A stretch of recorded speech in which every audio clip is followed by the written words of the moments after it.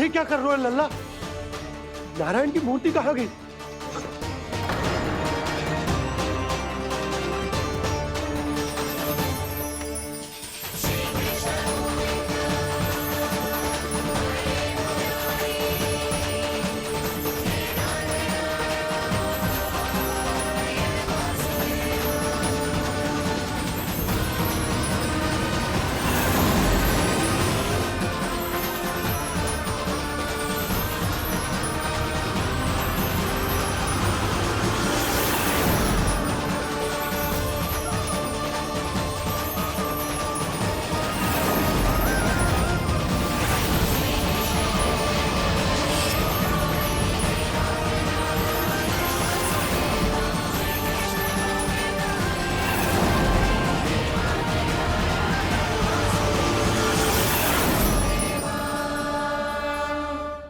मैंने ना कान्हा के मुंह में फिर से ब्रह्मांड देखो है।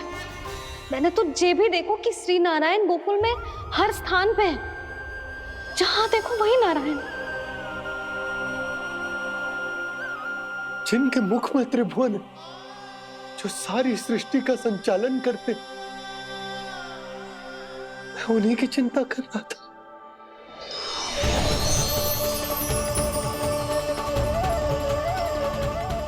प्रभु,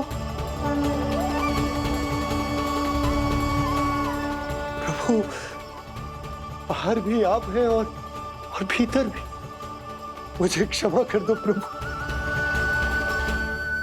क्षमा कर दो। इस सांसारिक माया में आकर मैं भूल गया था जिनके पास सारी समस्याओं का समाधान है, जो किसी भी संकट को क्षण भर में समाप्त कर सकते, वो तो मेरे सामने ही।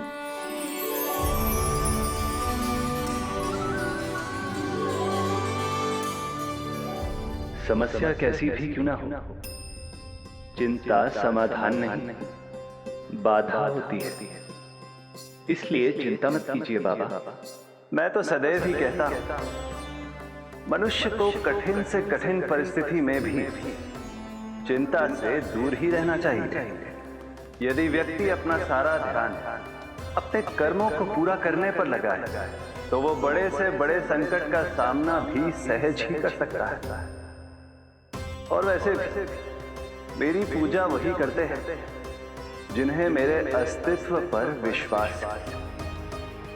इसीलिए उन्हें भी ये विश्वास अवश्य रखना चाहिए कि मैं अपने भक्तों का साथ अवश्य देता हूं, सदैव, हर परिस्थिति में।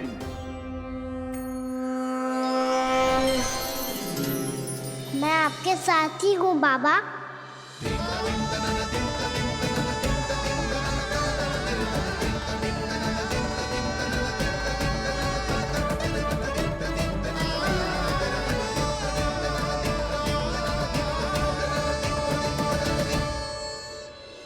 जीवन भर उसके साथ व्यापार करने को वचन दियो है, उसका क्या यशोदा?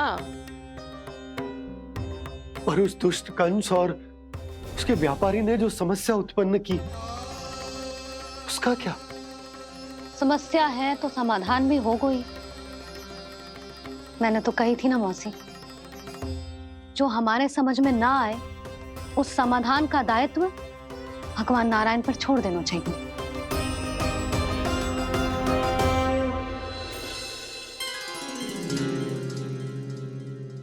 ये देखो,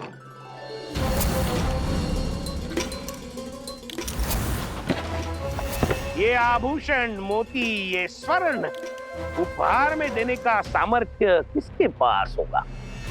कंस महाराज, तुम देख लेना, मैं इस घर को महल बना दूंगा, सब झटक लूंगा। कान्हा, तुम तो अंतर्यामी हो, सब जानते हो। बताओ ना, कैसे मैं गोकुलवासियों की सहायता करूं? कोई उपाय सुझाओ। तुम्हारी ये रहस्यमयी मुस्कान बता रही है कि तुम्हारी लीला पहले से ही आरंभ हो चुकी है ना? अपने कर्मों का फल सभी को भोगना ही पड़ता है बाबा, चाहे वो अच्छा हो चाहे वो बुरा। तुम सभी चिंता मत ही करो। जो अन्य व्यक्तियों के साथ बुरा करते है ना, उसके साथ देर सवेर बुरा ही होता है। और जिस हाथ से उस षड्यंत्रकारी ने तुम सबका दूध दही माखन लियो है ना, जल जाएंगे वो हाथ, जल जाएंगे वो हाथ। दोनों पिता पुत्र का इसी से स्वागत करूंगा।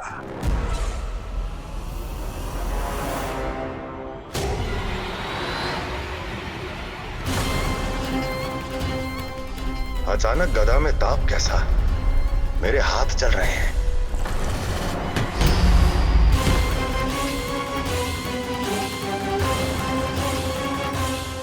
और वो व्यापारी जो तुम सबके शांत जीवन में भूचाल बन के आओ है, स्वयं शांति से थोड़े ना बैठ पाएगा। अरे उसके जीवन में उस षड्यंत्र से बहुत अधिक भयंकर भूचाल आएगा।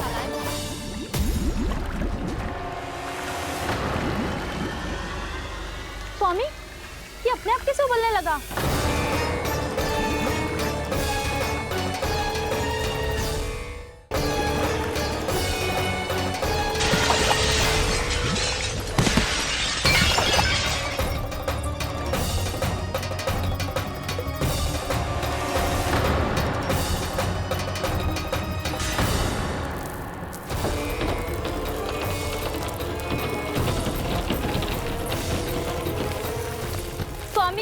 आप इस घर को महल बनाने का स्वप्न देख रहे थे, लेकिन ये खंडर बन गया।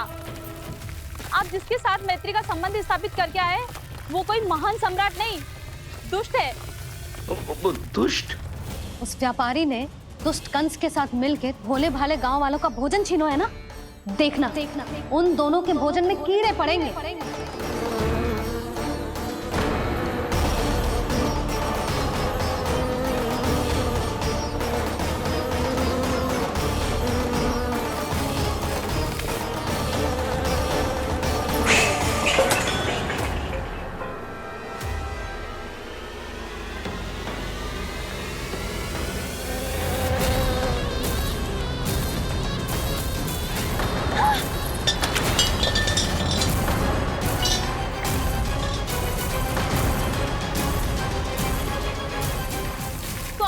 घर गया, जीविका का साधन गया, अब क्या जाएगा हमारा जीवन?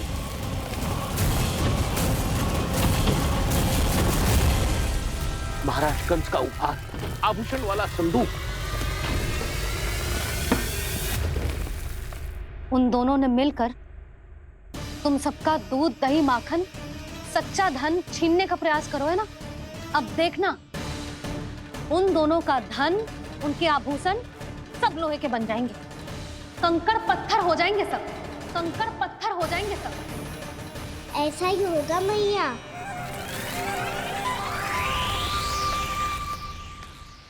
मेरे ग्राहक।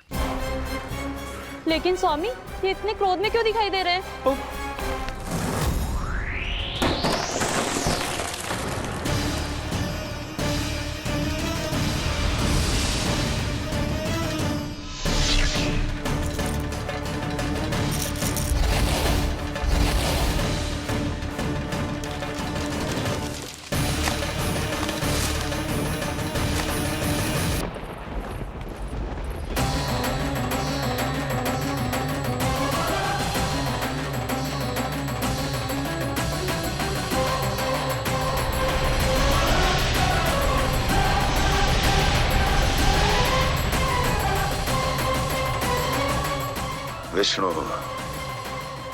विष्णु ने किया है ये सब। कंस ने जो किया है उसका दंड वो अवश्य भोगेगा, उसका दंड वो अवश्य भोगेगा, दंड वो अवश्य भोगेगा। किसने कहा ये? किसने कहा ये? किसने कहा? मैंने पूछा किसने कहा ये? तुम जिसे ढूंढ रहे हो वो मैं हूँ, विष्णु अवतार। क्या चाहता है तू? तुम्हारे युद्ध मुझसे था कंस, और मेरे भोले भाले भक्तों को अपने झाड़ में फंसाकर तुमने सारी सीमाएं पार कर दी। अब जब तक तुम गोकुल के ग्वालों को अनुचित प्रकार के अत्याचार से मुक्त नहीं कर देते, तुम्हारा और अन्य सभी षड्यंत्रकारियों का सामर्थ्य, वैभव, बल सब कुछ नष्ट होता चली जाएगा और तब तक अपने पूर्व रूप में वापस नहीं आएगा जब तक तुम उन निर्दोषों को जीवन यापन का अधिकार लौटा नहीं देते।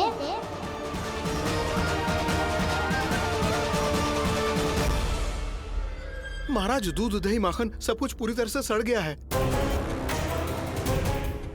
महाराज, सारा अनाज, फल और सब्जियां सब नष्ट हो चुकी हैं महाराज। महाराज, महल का सारा पेयजल दूषित हो चुका है। छल है ये।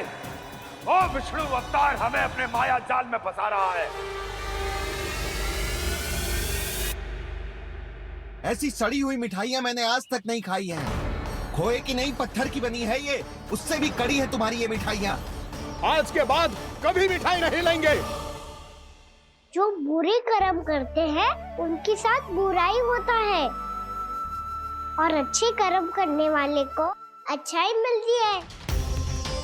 आप अपना कर्म कीजिए बाबा, आपकी चिंता अपने आप दूर हो जाएगी।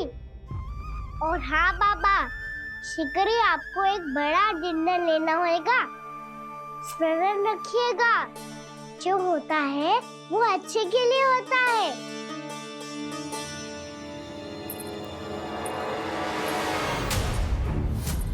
बाबा, मैया आ रही है, क्या करूं?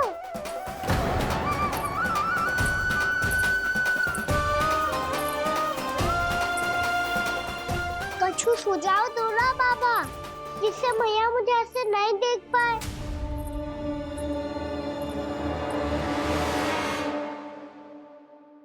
सुनो जी, आपने पुकार लगाई थी क्या?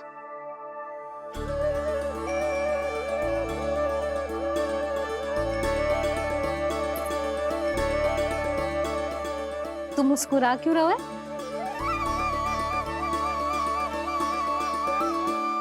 और आप भी बदले बदले से दिख रहे हो। पूजा करके तनिक शांति मिली ना?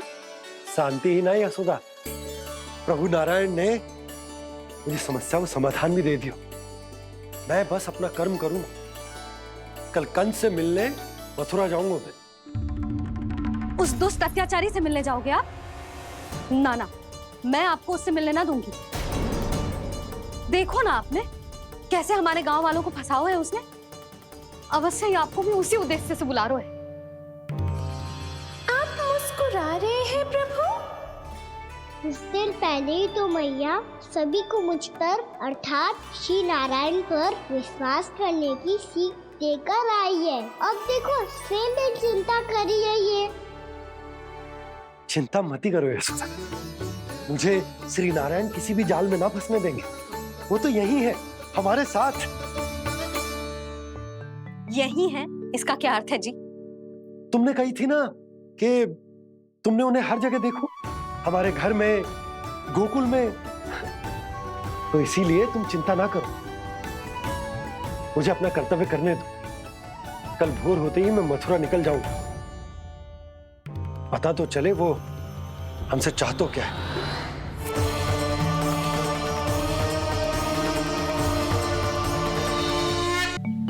हे नारायण, आज मेरी प्रजा और मेरा लल्ला दोनों ही गहरे संकट से घिर गए। आपको मेरी सहायता करनी होगी।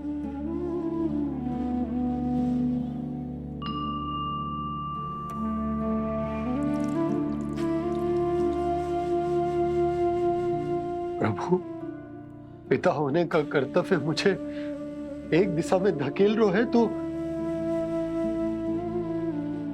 राजा होने का उत्तरदायित्व वो मुझे दूसरी दिशा में खींच रहा। इस भीषण संकट में मैं क्या करूं? मैं इस संकट में अपनी प्रजा का साथ भी ना छोड़ सकता हूं और ना ही अपने लल्ला को उस नरभक्षी सिंह की मान में भेज सकता हूं। आप ही को इस समस्या का समाधान निकालना होगा। ये सालिग्राम मुझे मेरे मैया बाबा ने दिया था और उन्होंने कही थी कि जब भी कोई संकट आएगा ना प्रभु, तो इसके रूप में आप मेरा हाथ पकड़ लोगे और मुझे बताओगे कि क्या करना है, कैसे करना है। आज मुझे आपके मार्गदर्शन की आवश्यकता है प्रभु, मुझे मार्ग दिखाइए। बाबा और राजा होने की दुविधा में मैं बटा जा रहा हूं। मेरे इस धर्म की नौका जो झंझावात में फंस गई है, उसे पार लगाइए नारायण, रक्षा कीजिए नारायण।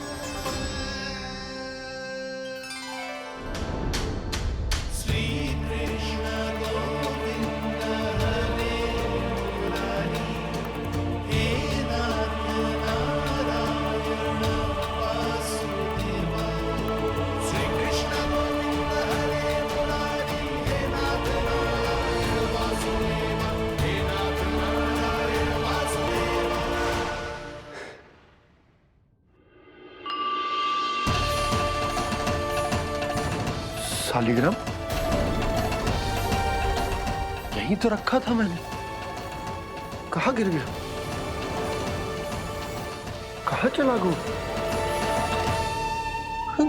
मैंने तो यहीं रखो था।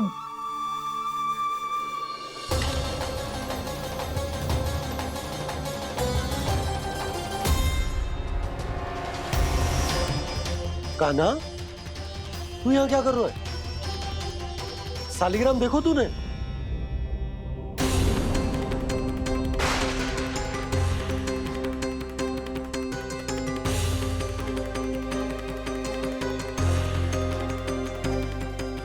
अच्छे, तेरे मुंह में क्या है? कान्हा, कहीं तूने सालिग्राम मुंह में तो ना ले लियो? हे नारायण, क्षमा करना, अबोध बालक। जी क्या करो कान्हा तूने? कब बाहर निकाल सालिग्राम। लल्ला, जी अनुचित है। यदि वो तेरे कंठ में चला जाएगा तो तेरी सांस। लल्ला, ला बाहर निकाल। अच्छो बालक है ना तू? हाँ, ला। अरे तेरी मैया को पता चलेगा ना तो वो कहेगी कि ना तो प्रजा का ध्यान रख सकते हो, ना ही अपने लल्ला का। लोभ के फंदे में चारों ओर से जकड़ गए थे हम। भविष्य के स्वप्न देखते देखते अपने जीवन का सबसे बड़ा भूल किया है हमने। यशोदा और नंद भैया ने आप सबको समझाने का कितना प्रयास किया था, और यहाँ तक कि छोटे कान्हा ने भी हमें कितना समझाया, लेकिन हमने उस दुष्ट व्यापारी को अपना सारा वचन दे दिया। मुझे तो सबसे पहले अपने घर में बिठा कर ही समझाया था उन दोनों ने। कही थी कि कोई किसी भी वस्तु का दुगना मूल्य क्यों देगा, पर मैंने उनकी एक भी ना सुनी। आप ही बताओ रोहिणी जी, अब किस मुंह से क्षमा मांगूंगी मैं जशोदा जी से? क्षमा मांगने की कोई आवश्यकता ना।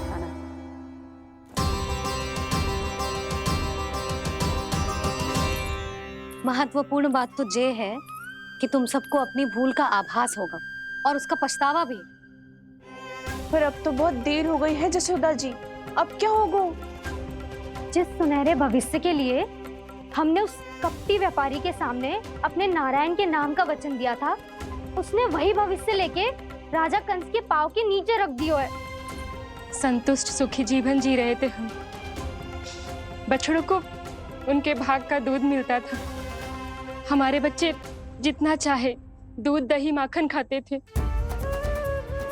अब उनके मुंह का निवाला छीनकर उस दुष्ट कंस को देना पड़ेगा चिच्ची। ना, नारायण की कृपा से तेरी जसोदा जिज्जी के पास गैयों की कमी ना है। मैं अपने घर का सारा गोधन पूरे गांव के साथ बांटूंगी। किसी भी बालक के मुंह से निवाला ना छिने को। नारायण की कृपा से गोकुल का एक भी प्राणी वंचित ना रहेगा। हाँ नहीं तो देखा ना, बाबा का कहना मान ले। कान्हा, तुझे नारायण की सौगंध है, वो शालिग्राम मुझे दे दे।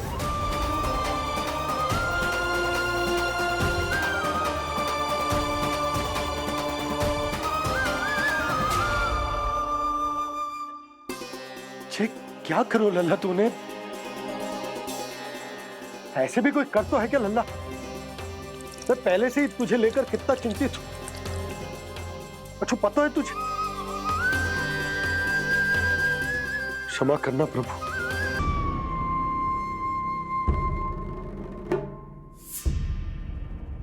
हम ऐसे भूखे प्यासे कब तक रह पाएंगे?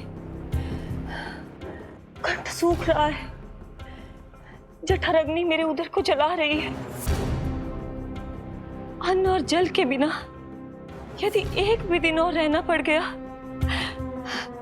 तो मेरे तो प्राण ही निकल जाएंगे। महाराज कंस जिस विचारधारा पे विश्वास रखते थे उसे ही भूल गए हैं। वो ये भूल गए हैं कि युद्ध करने के लिए और उसे पराजित करके स्वयं विजयी होने के लिए स्वयं जीवित रहना आवश्यक होता है।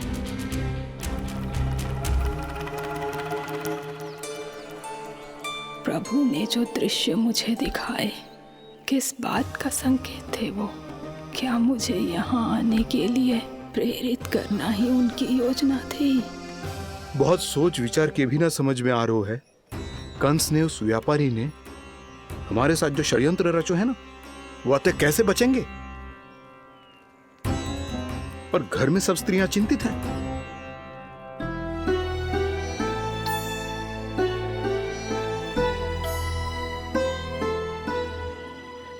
सुनो भाई सब लोग, नंदराज ने निर्णय लियो है कि वो इस बार कंस से मिलने अकेले जाने वाले हैं।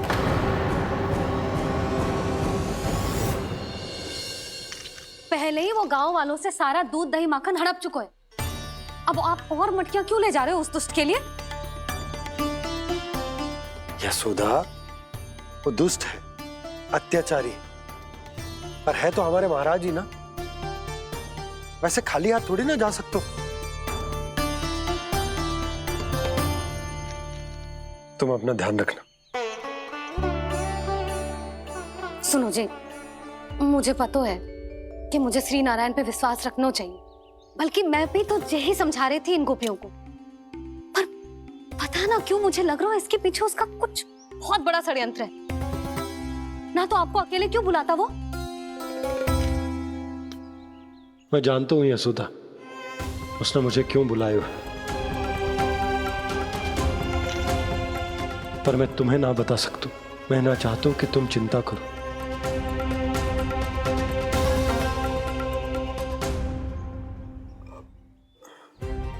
राजा होने के नाते यदि मेरे कुछ करने से मेरी प्रजा का हित होता है तो मुझे वो करना पड़ेगा यशोदा, फिर चाहे वो मुझे कितना ही अप्रिय क्यों ना लगे। हे नारायण, मेरी दुविधा दूर करो। कुछ ऐसा करो कि इन्हें जाना ही ना पड़े उस दुष्ट के सामने।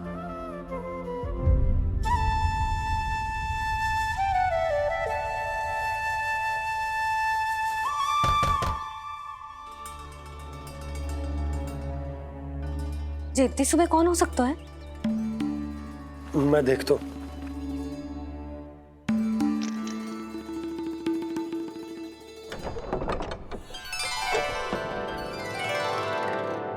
पूर्णामासी, आप? यशोदा,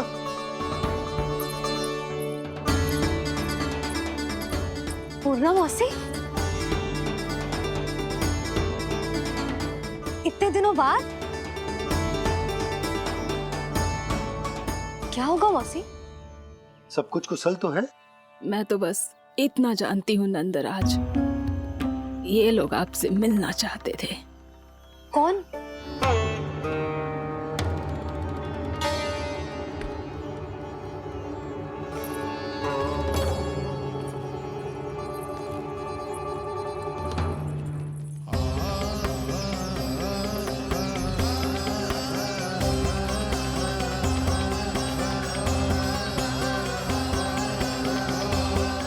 इतनी सुबह आप सब यहाँ?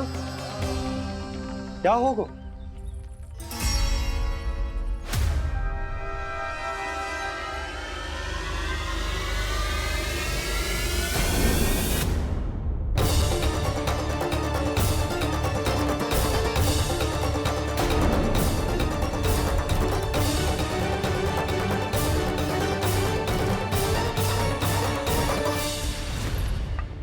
अरे भोले भाले गोकुल वासियों को फंसाने के बाद यहाँ आने का साहस कैसे करो तूने? यशोदा, पूछो जी, पूछो इससे ये क्या करो यहाँ?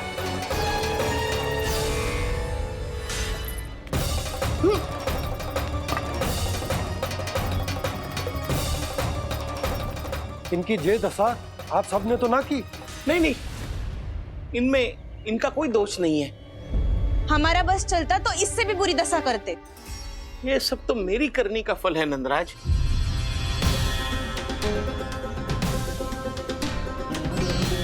इसे इसके किए का दंड मिल गया है।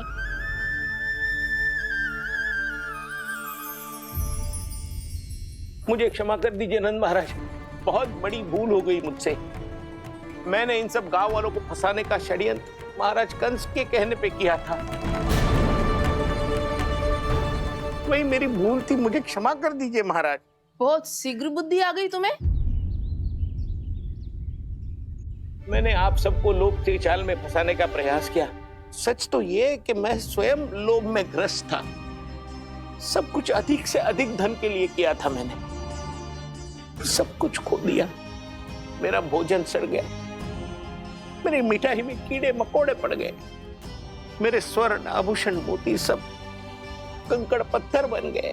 अवश्य इसका कोई नया छल है जे। नहीं नहीं नहीं नहीं, मेरा कोई छल नहीं है, मैं सत्य बोल रहा हूं। मैंने कही थी ना, श्री नारायण हमारी सहायता अवश्य करेंगे। दुष्ट और अत्याचारी का दूत बन के आया था ना, ये तो होना ही था। स्वयं श्री नारायण ने न्याय करो है हमारे साथ।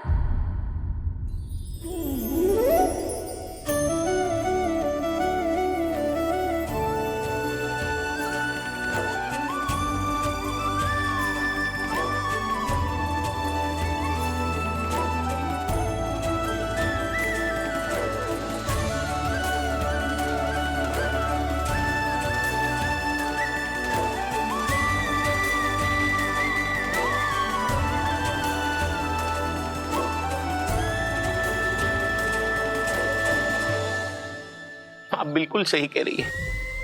वैसे तो कर्मों का फल मरने के बाद मिल रहा है, लेकिन आपके श्री नारायण ने मुझे इसी जन्म मेरे कर्मों का फल दे दिया, कर्मों का दंड दे दिया। आपका बहुत बहुत धन्यवाद श्री नारायण, बहुत कृपा की हो आपने। पर इसका अर्थ ये ना है कि हम सब ने आपको क्षमा कर दियो है। मैं यहाँ क्षमा के लिए नहीं आया हूँ नंदरानी। तो फिर किस लिए आए हैं? मैं तो इन भोले भाले गोप गोपियों को इनकी शपथ से मुक्त कराने आया हूँ। पर इन सब ने वो शपथ अपनी इच्छा से ली थी, आप उसे कैसे मुक्त करा सकते हो? और एक शपथ दिलवाकर।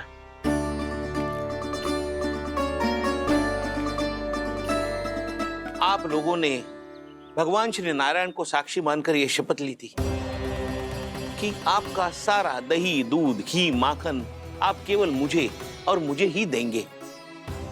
आज उसी भगवान श्री नारायण को साक्षी मानकर मैं आपको शपथ दिलवाता हूं कि आपका सारा दही, दूध, घी, माखन उसमें से एक कण भी आप मुझे नहीं देंगे। प्रतीक्षा क्या कर रहे हो आप सब? शपथ लो। हाँ हाँ।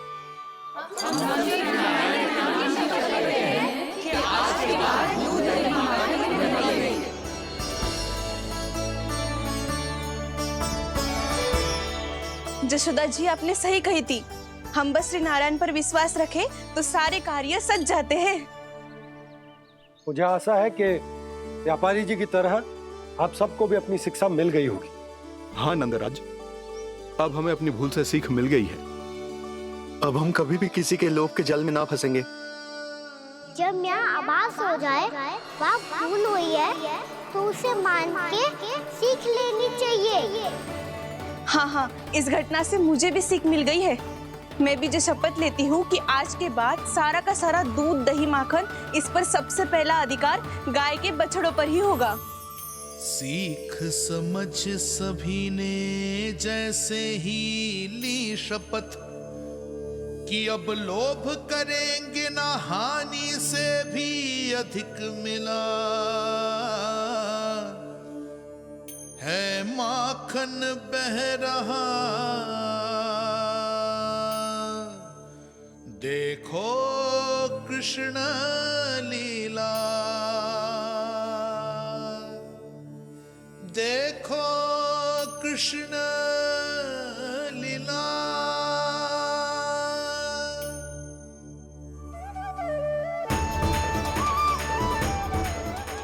हाँ, और हम दोनों भी श्री नारायण की शपथ लेते हैं, दूध दही माखन बेचने के लिए हम बाद में बचाएंगे और पहले अपने बालकों को पेट भर के खिलाएंगे।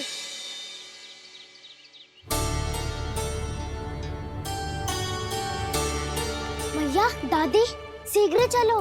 जो माखन प्रसाद की मटकी आप मंदिर से चढ़ा के लाई थी, वो पूरी भर गई है और माखन निकल निकल के बह रहा है। इसीलिए बड़बोलो कहलाते है तू। फिर कहने लोगों कथा कहानी। भैया, अपने घर पे भी ऐसा ही हो रहा है।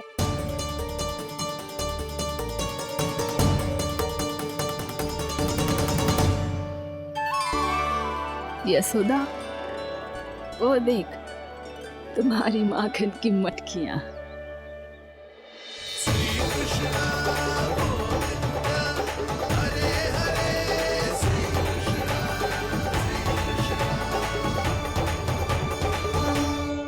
मैंने कहा था ना, आप सभी पर श्री नारायण की विशेष कृपा है। जैसे ही आप सबने अपनी भूल स्वीकार कर ली, भगवान ने आपके माखन की सारी हानि पूरी कर दी।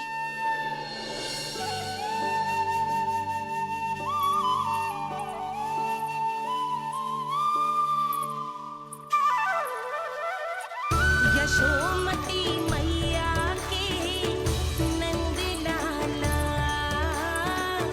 यशोमती मैया के नंद लाला, यशोमती मैया के नंद लाला,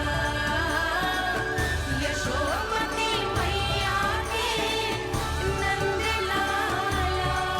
मैया चलो ना।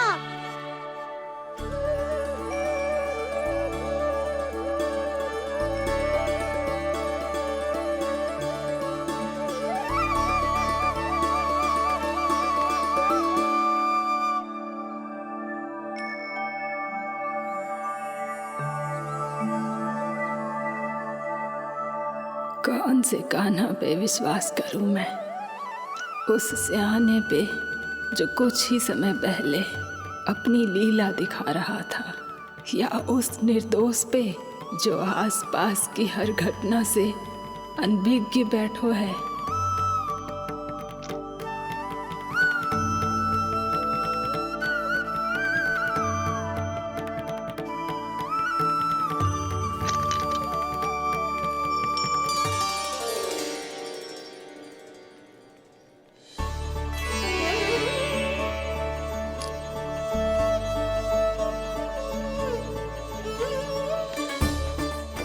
तो क्या इसका अर्थ ये है कि जब हम अच्छा कर्म करते हैं तो हमें पुण्य लाभ होता है, और जब हम बुरा कर्म करते हैं तो हमारी हानि होती है, हम पराजित हो जाते हैं?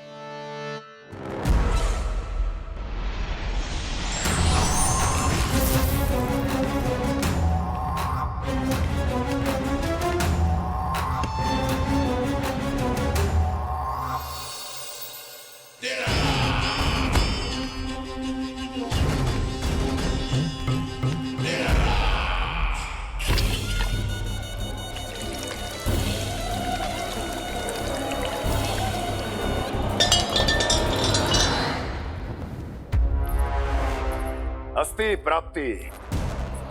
मैंने कहा था ना, ये सारी माया उस विष्णु अवतार की है। अरे वो तो इतना भी शक्तिशाली नहीं है कि अपनी ही माया का प्रयोग पर्याप्त समय तक कर पाए और मुझे पराजय स्वीकार करने पर विवश कर पाए।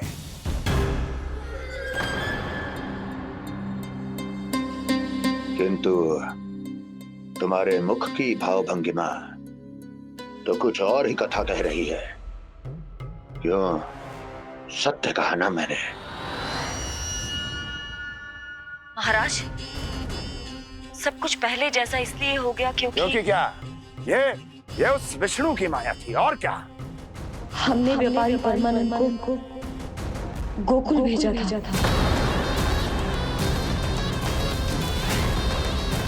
व्यापारी परमानंद को गोकुल भेजा था ताकि वो गोकुल वासियों को अपने साथ व्यापार करने के वचन से मुक्त कर सके।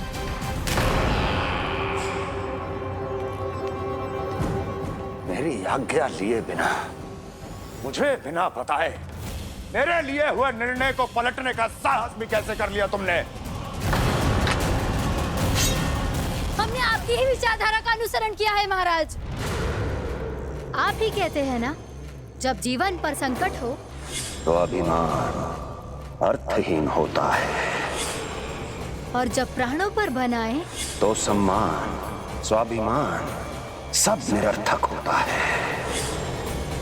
भूख और प्यास से आप तो दुर्बल हो ही जाते महाराज, पर आपकी सेना और सेवक अपने प्राण बचाने के लिए आपसे दूर हो जाते। आपके और उस विष्णु अवतार के बीच 4 वर्षों से चलते आ रहे इस संघर्ष में ये एक छोटी सी झड़प है महाराज, और यदि हम ये झड़प हार जाते तो शेष युद्ध करने के योग्य भी नहीं बच पाते। जब आप पूरी तरह से अकेले, शारीरिक रूप से दुर्बल और असहाय होते, और तब वो विष्णु अवतार, वो बालक आप पे प्रहार करता, तब आप क्या करते महाराज? आत्मरक्षा आवश्यक थी महाराज, क्योंकि शत्रु पर उसके वार से भी अधिक घातक प्रहार करने की योजना तभी बनाई जा सकती है जब तन और मन दोनों पूरी तरह स्वस्थ हो।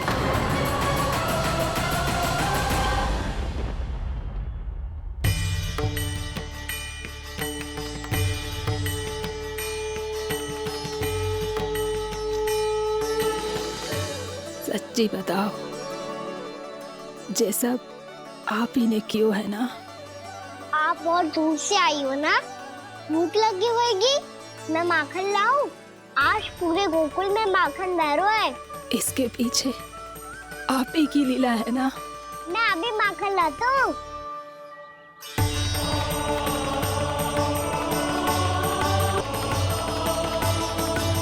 ये लीजिए। बताओ ना, पूरे गांव में प्रसन्नता की बयार बह रही है। हर ग्रामवासी के मुख पर हर्ष और उल्लास दमक रहा है। ये सब आप ही का चमत्कार है ना?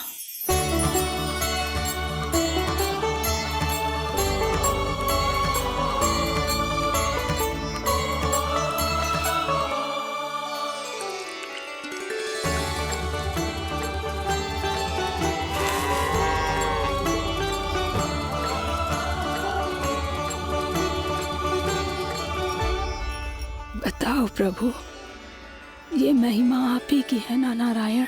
ठहरो, मैं आपके हाथों से खिलाऊंगा आपको।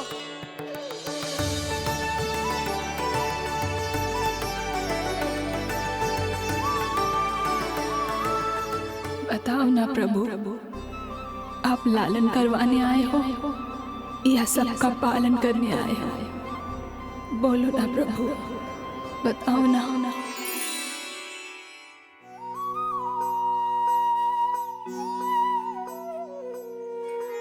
आए हो लालन करवाने या पालन करने आए हो, या जगपाला बन नंद लाला मन को हरने आए हो। आए हो लालन करवाने या पालन करने आए हो।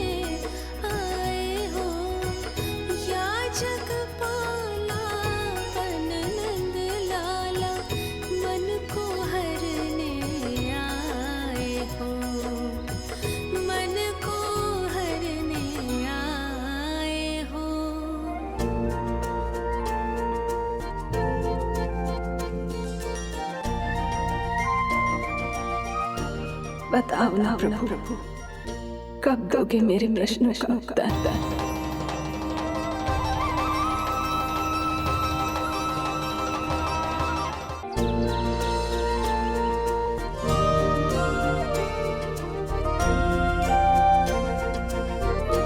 बताओ ना प्रभु, कब दोगे मेरे प्रश्नों का उत्तर? शीघ्र ही मेरे सखा आने वाले हैं, तब तक आप खेलोगे मेरे साथ। ये कौन सा खेल खेल रहे हो नारायण? इतना तो बता दो कि मेरे यहाँ आने का उद्देश्य क्या है? बस कुछ समय की प्रतीक्षा और शेष है। उड़ना तुमने शीघ्र ही सब कुछ पता चल जाएगा।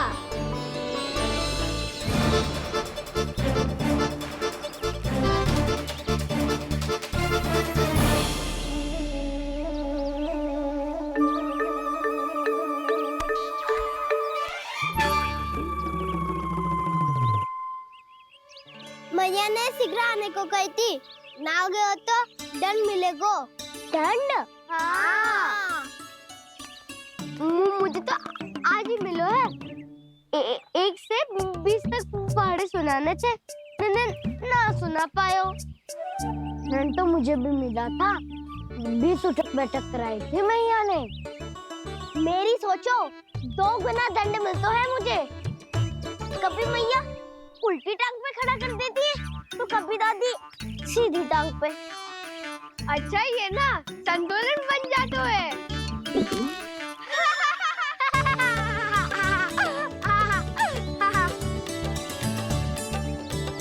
तो क्या सबको अपनी मैया से दंड मिलता है? हाँ।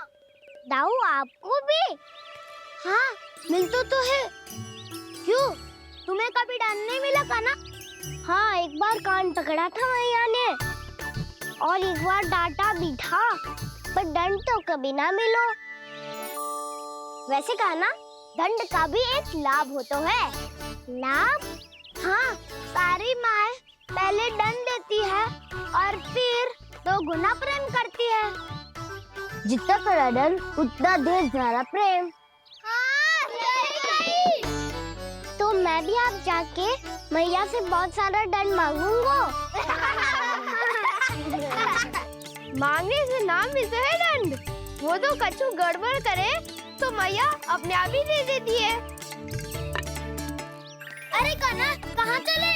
अपनी मैया से दंड मांगने। मैया की ममता और उसके सारे रूप देखने के लिए ही तो जन्म लिया है मैंने। तो मैया से दंड पाने और उस दंड के बाद 2 गुना स्नेह पाने से वंचित क्यों रहूं? मुझे भी दंड चाहिए।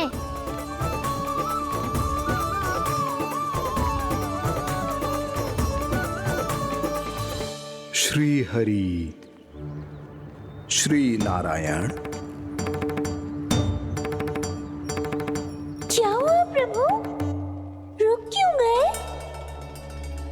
मुझे लगा कोई मुझे पुकार रहा है। श्री हरि।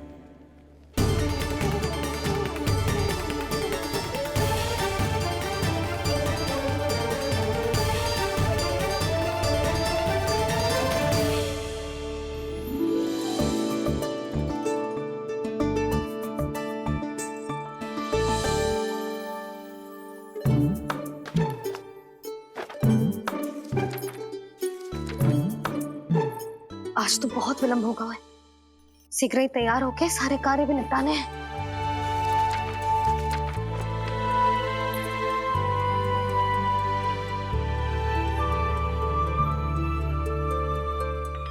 जे गजरा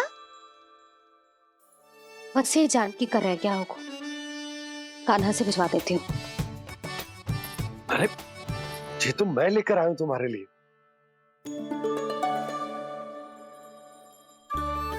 तुम्हारे केसों में सच करना जे और भी सुंदर हो जाएगा।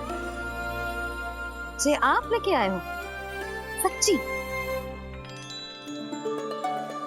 हाय, कितनी भाग्यवान हूं मैं।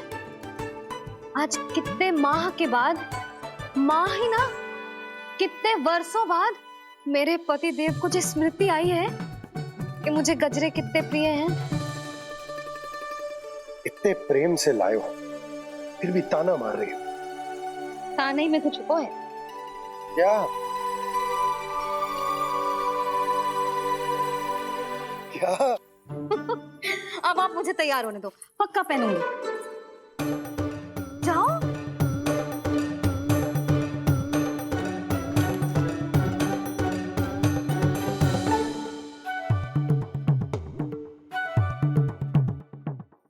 मांगने से नाम मिलता है दंड।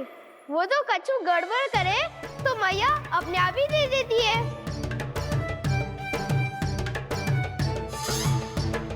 लल्ला छोड़ दे, तेरे बाबा बहुत प्रेम से लाए, मिलने दे।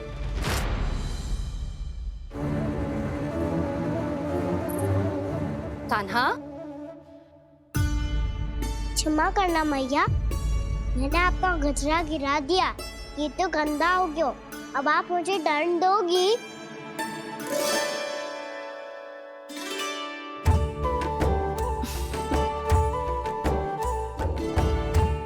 इतनी छोटी सी बात के लिए मैं अपने लल्ला को दंड क्यों दूंगी भला? इसे धो के पहन लूंगी।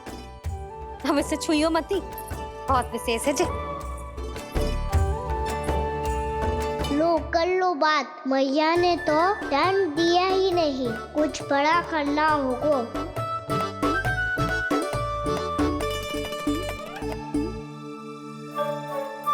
ऐसी कौन सी शरारत करूं कि मैया से दंड मिल जाए?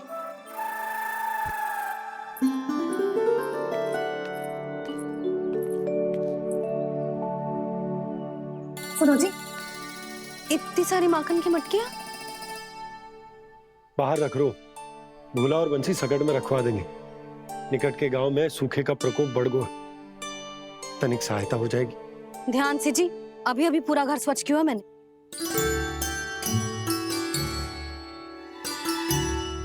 पापा ठहरो, मैं भी आपकी सहायता करता हूँ। अरे कान्हा रहने दे।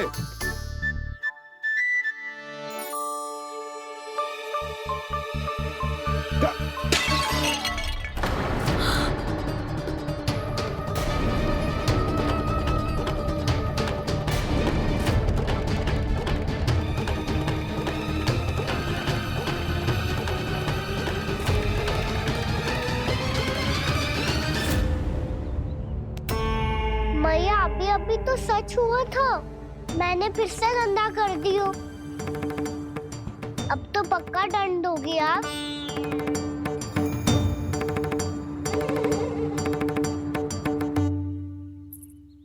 कोई बात ना है लल्ला, तेरी भावना तो अच्छी थी ना, वो ही महत्वपूर्ण है।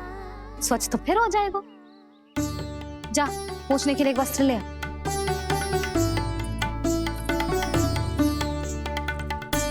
भैया ये वाला? ना ना, इतना सुंदर मलमल का वस्त्र है, उसे व्यर्थ क्यों करे? अरे छोटा सा वस्त्र है यशोदा, क्या कार्य आएगा? क्या पता, कभी अवसर पड़े पे कार्य आ ही गया तो? मैया भी ना कितने जो जाती है वस्तुओं से भी। ये सब मुझे जब छोड़ना हो तो कैसे संभालेगी स्वयं को?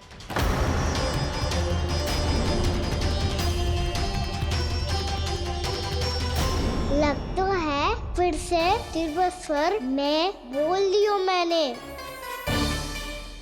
ये ठीक है भैया? हाँ, ये वाला ले आ। ला, दे। ऐसा क्यों कहा इन्होंने? क्या ये कोई संकेत है?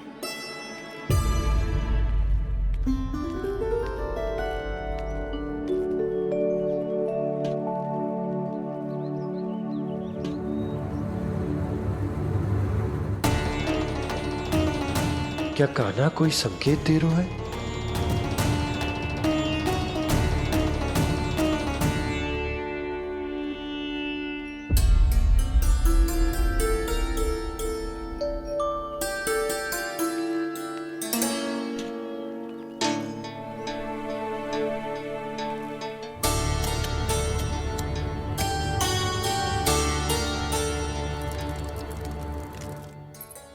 लो मौसी।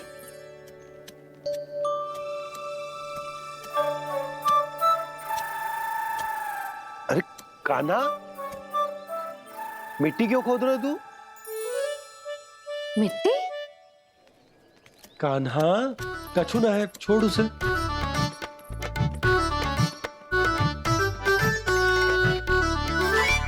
ये आवश्यक है बाबा। अच्छा ठीक है।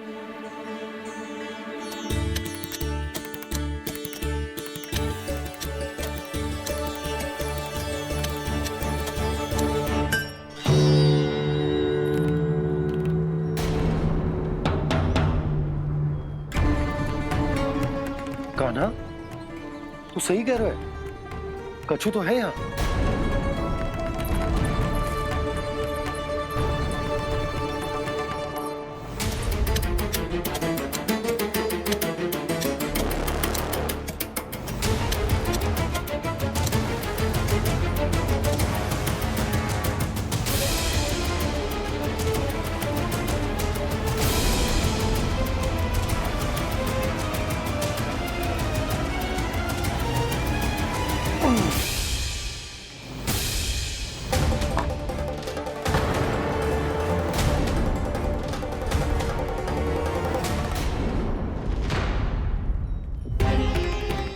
नंद भवन लिखी हुई सिला, जे यहाँ कहाँ से आई? बाबा जहाँ हम होंगे वही तो नंद भवन होगा। चाहे गोकुल में हो या कहीं और। कहीं और? सुब सुब बोल लल्ला। जे गोकुली तो हमारो घर है, हम कहीं और क्यों जाने लगे भला? भवन बनते समय रह गई होगी जी।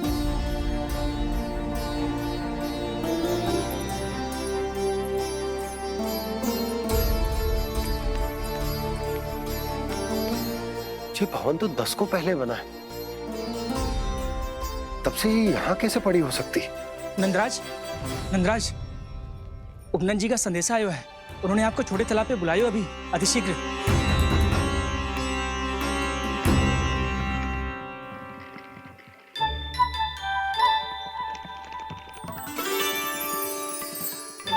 मैया से दंड प्राप्त करना सरल ना है। वैसे इतना श्रम तो माखन चुराने में भी ना लगतो। मैं तो थक गो।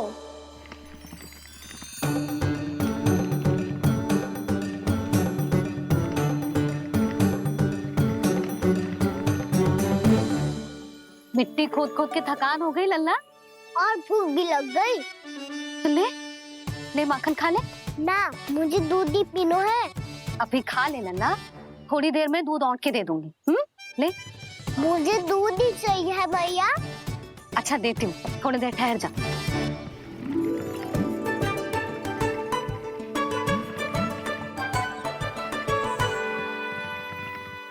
मैया अभी तो ना तीव्र भूख लगी है। अच्छा रुक, अभी ला रही हूँ।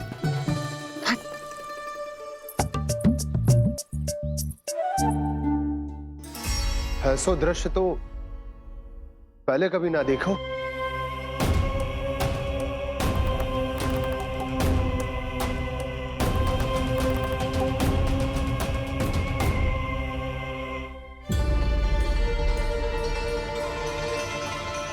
गोकुल के आसपास जितने भी गांव हैं, सभी के तालाब ऐसे ही सूख गए नंदराज। मुँह का जल भी बहुत गहराई में उतर गए है, और इस बार तो ठीक से वर्षा भी ना हुई। क्या विचार है नंद? हमें गांव वालों को इस संकट के बारे में सूचित कर देना चाहिए, ताकि वो इसके लिए तैयार हो सके। नहीं भैया,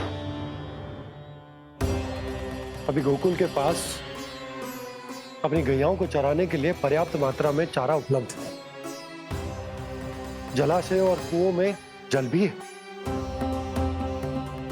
ऐसे में इतनी शीघ्र उन्हें बताने से सब लोग घबरा जाएंगे। हाँ, तो उन्हें ना बताना ही सही होगा। सही तो ये होगा भैया कि हम इस संकट का समाधान निकाल लें, इससे पहले कि बहुत देर हो जाए।